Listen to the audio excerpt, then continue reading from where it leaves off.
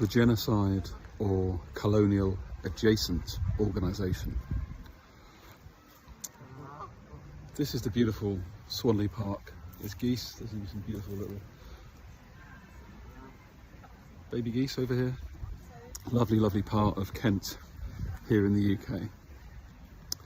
And on this Saturday, the 25th of October 2025, I wanted to pose a hypothesis to you.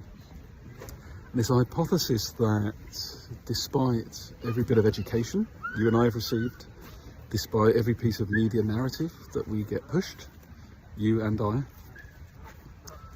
we have always been, ever since we were basically born, we have been born into a colonial supremacist culture. What that means is we, particularly me, and probably you if you're in the West, have been brought up with the belief that we are earning our place. That through hard work, getting a degree, doing an apprenticeship, and working, that we are somehow worthy of a nice house, a good job, maybe a retirement at the end of our working life. But the truth is, all of that story, all of that narrative is predicated on global harm being caused to what is called the global majority. So the global majority of people that are based in Latin America, in Africa, in Southeast Asia, all of these countries where so many of our rare earth metals, so many of our raw materials come from, and so many of which are actually owned and controlled by multinational corporations. Now, those multinational corporations are not innocent bystanders in being genocide or colonial adjacent organisations. They are indeed the fabric of what reinforces colonialism and allows genocide to take place. So just keep bearing with me for a moment. So if you look at Francesca Albanese's report that she released, the UN Special Rapporteur, in June 2025, she has evidenced the number of multinational corporations such as CAT, Elbit Systems, Airbnb, and so many others that have been directly, not indirectly, directly implicated with the ongoing Israeli government genocide within Gaza.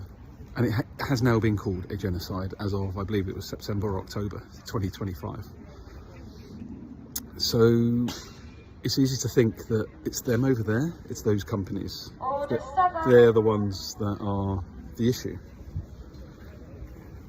However, you then need to look at these sectors and the supply chains that are adjacent to Airbnb, to CAT, to Elbit Systems, because these people are all selling spyware, artificial intelligence, heavy machinery, technology, food, etc.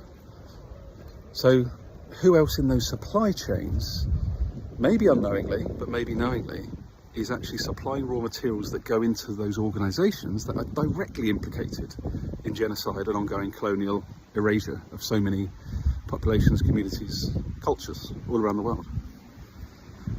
And therefore, it brings me back to the start of my hypothesis, which is this.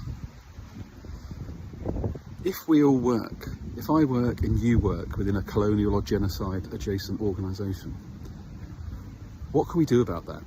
How can we hold the guilt and shame and upset that will without doubt come from becoming aware, intimately within your body, aware that the work that you do, it cannot not be part of a colonial or genocide adjacent organisation in the West? No matter what sustainability certification you have, no matter what you're doing with your carbon footprint.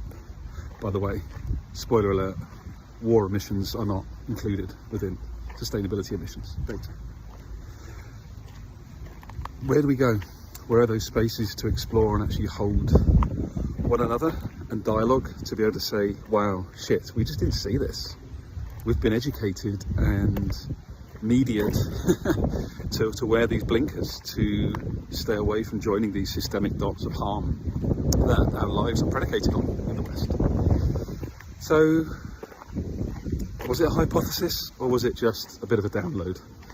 Maybe it's a bit of a download, for which I would not apologise, because I've needed to get this out of my system for some time, and I hope it's coming through. It feels like it's coming through in a way which is non-judgmental, invitational, but honest and truthful, because that is the whole point of why I remain here after having testicular cancer, having my right testicle removed on the 20th of March 2020, after incredibly rapid growth, which represents the unhealthy and unsustainable neoliberal growth that we are all part of in the West.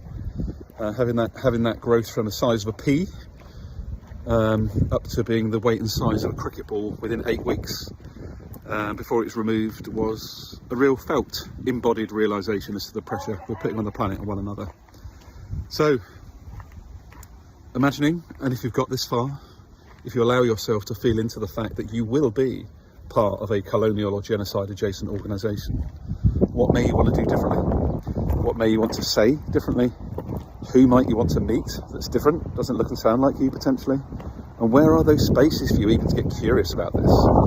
Because I didn't have them, they didn't exist, and that's why I'm co-creating them with you, if you're up for it. Take care, get curious. Lovely day at Swanley Park if you can hear me.